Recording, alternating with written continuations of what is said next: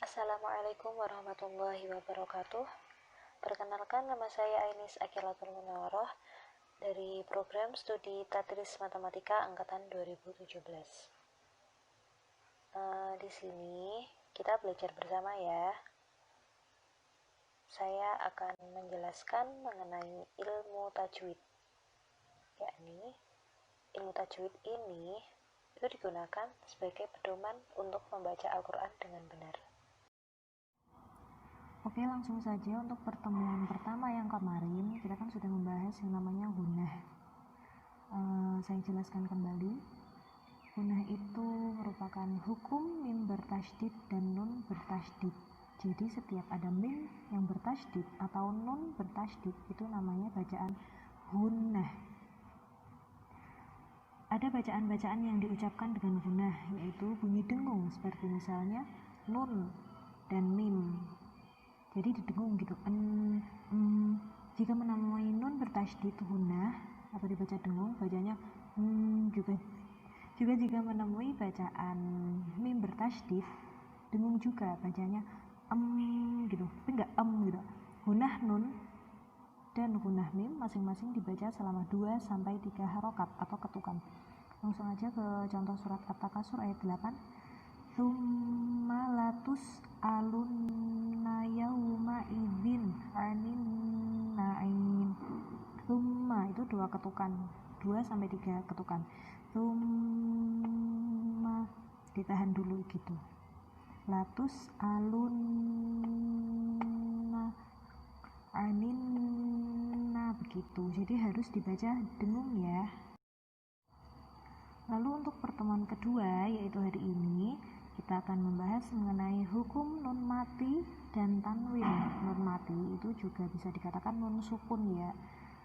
Jadi apabila ada nun mati atau tanwin bertemu dengan huruf-huruf tertentu, itu nanti akan dibagi menjadi 5. Ada idhar halqi, idgham bi gunnah, idgham bila gunnah, iklab, dan yang terakhir ada ikhfa hakiki.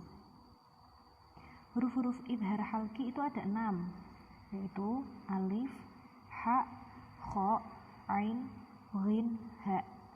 Untuk idgham bi gunnah hurufnya ada 4, biasa disingkat dengan yanmu, ya, nun, mim, wawu. Lalu yang ketiga ada idgham bila gunnah, hurufnya hanya ada 2, lam sama ro.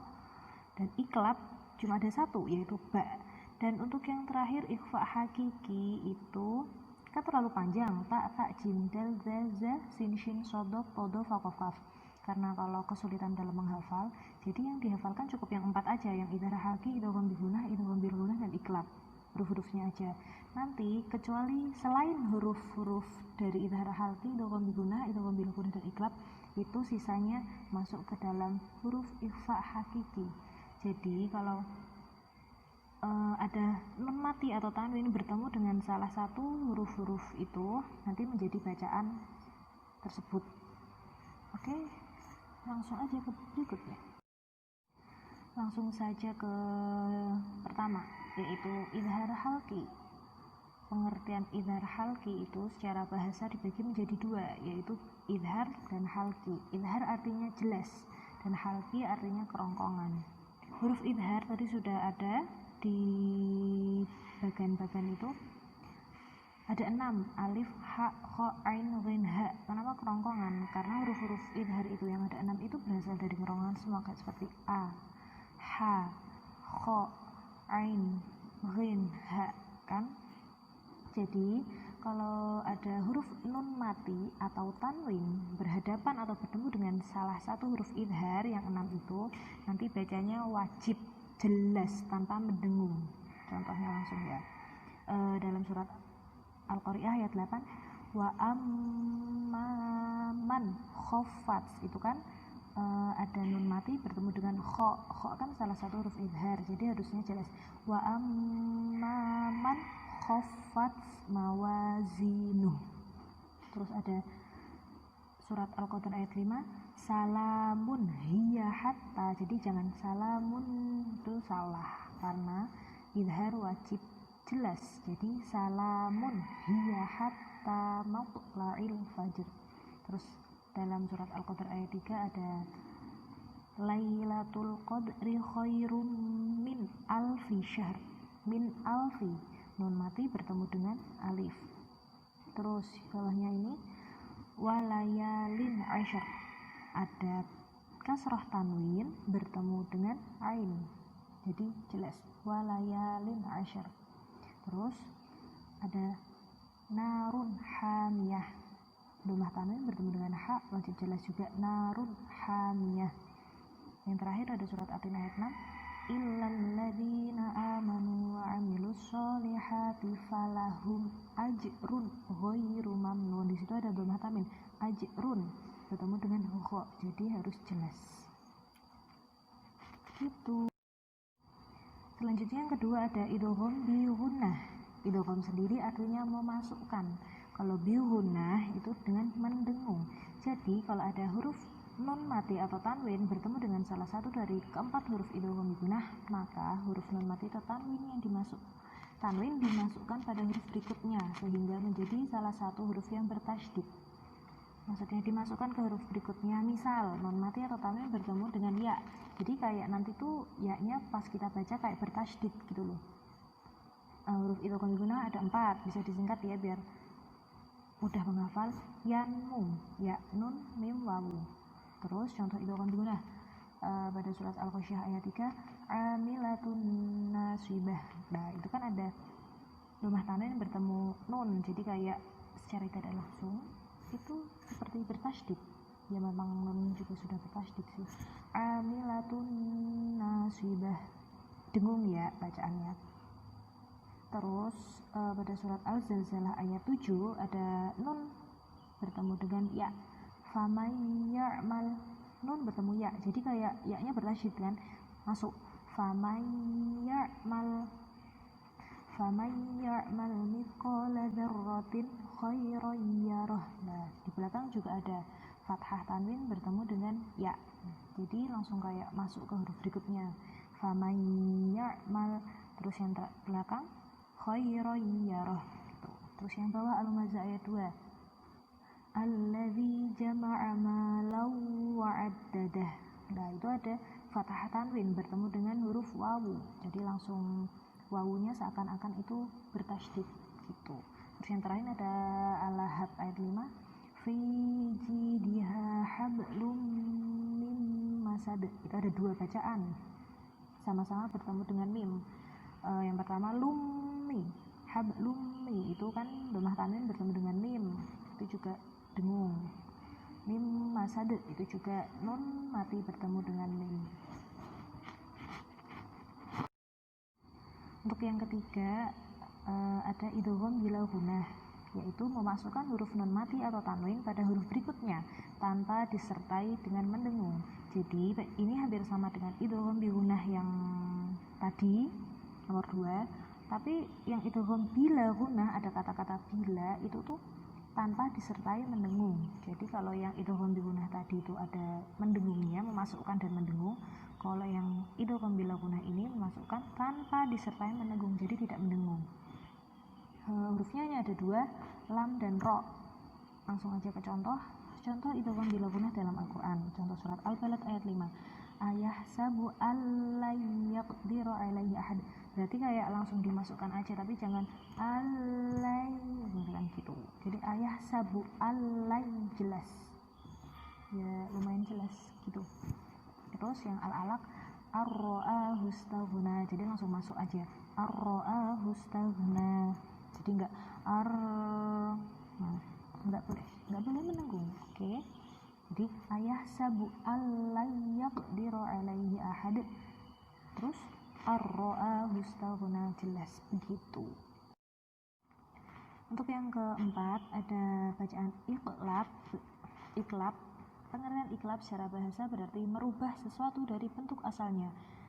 Huruf iqlab hanya ada 1, yaitu ba. Maksud dari merubah sesuatu dari bentuk asalnya itu apa? Jadi begini, dibaca bawahnya. Maka apabila ada huruf nun mati atau tanwin bertemu dengan huruf ba, maka nun mati atau tanwin dirubah pengucapannya pada huruf mim. Itu kan padahal huruf iqlab itu hurufnya ada 1, ba. Jadi kalau kita baca itu seperti huruf mim gitu, dirubah. dan diucapkan dengan dengung dan disamarkan sepanjang 2 harokat atau 2 ketukan. Misal nun mati bertemu ba, nanti jadinya tuh kayak mim mati bertemu ba, gitu bacanya nanti jadi mim gitu. Contoh langsung ya, dalam surat Al-Lail ayat 8, wa amma man baghila, itu kan ada nun mati bertemu ba, masa mau dibaca wa amma man ba, kan nggak bisa. Makanya biasanya itu ada huruf mim kecil ini, wa amma man baghila wastaghna. Terus dalam surat Al-Alaq, kalla la illam yantahi lanasfa'an bin nasiyah. Nah, itu kan padahal ketemu ba, tetapi kita rubah ya, enggak kita sih, memang dari sananya ilmu tajwidnya diubah menjadi huruf mim bacanya gitu. Jadi lihat di paling pojok kanan ini ada 3 langkah mengucapkan hukum iklab. Yang pertama, merubah pengucapan nun sukun atau tanwin menjadi huruf mim, terus disamarkan ketika kita mengucapkan mim itu huruf mim ketika berhadapan dengan huruf ba. Terus yang ketiga, menampakkan suara mendengung, jadi kayak wa amma mam baghila gitu, kan ada dengungnya. Tanda di dalam mushaf apabila mushaf atau Quran ya, apabila nun sukun atau tanwin bertemu ba dibaca iklab adalah terdapat huruf mim kecil di atasnya. Ya lihat kan di contoh ini ada nun di atas nun itu ada mim kecil, itu tuh tandanya kayak jadi itu dibaca mim gitu. Oke, yang terakhir ada ikhfa hakiki, bacaan ikhfa hakiki. Jadi pengertian ikhfa itu artinya samar. Jadi apabila ada huruf nun mati atau tanwin bertemu dengan salah satu dari ke-15 huruf, kok banyak banget? Iya, karena ini tuh sisa dari, enggak sisa sih, iya sisa dari tadi kan idhar ada 6, terus idgham bihunah ada 4, idgham bilghunah ada 2, iklab ada 1. Nah itu nanti sisanya tuh di sini gitu. Jadi semuanya itu masuknya ke ikhfa. Selain itu ada 15 ta jim dal za za sin shin sodok todo fakof kan. Jadi kalau ada non mati atau tanwin bertemu dengan salah satu huruf 15 ini, nanti bacanya kayak samar-samar, ada dengung-dengungnya gitu, tapi tipis gitu. Contoh langsung, ini yang saya masukkan cuma beberapa, karena kalau mau salah satu semuanya itu nanti banyak banget. Nanti bisa langsung aja cari di Al-Quran, oke? Langsung ke contoh. Dalam surat Al-Fajr ayat 20-23. Wa tuhibbunal mala hubban jamma. Itu kan ada fathah tanwin kan bertemu dengan huruf jim. Jadi ada dengung-dengung. Hubban jamma. Terus kalla idza dukkatil ardu dakka, itu fathah tanwin lagi bertemu dengan dal.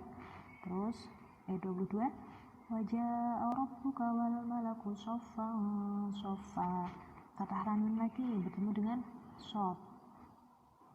Waji'a yawma idzin bi jahannam yawma idzin yatadakkarul insanu wa anna lahu dzikra. Al insanu itu ada nun mati bertemu dengan sin. Nah, itu beberapa contoh untuk ikhfa. Oke, pertemuan kali ini sudah selesai sampai di sini, dan yang kita dapat dari sini itu ada hukum non mati ya, hukum non mati atau tanwin. Jadi ada 5, dihafalkan ya.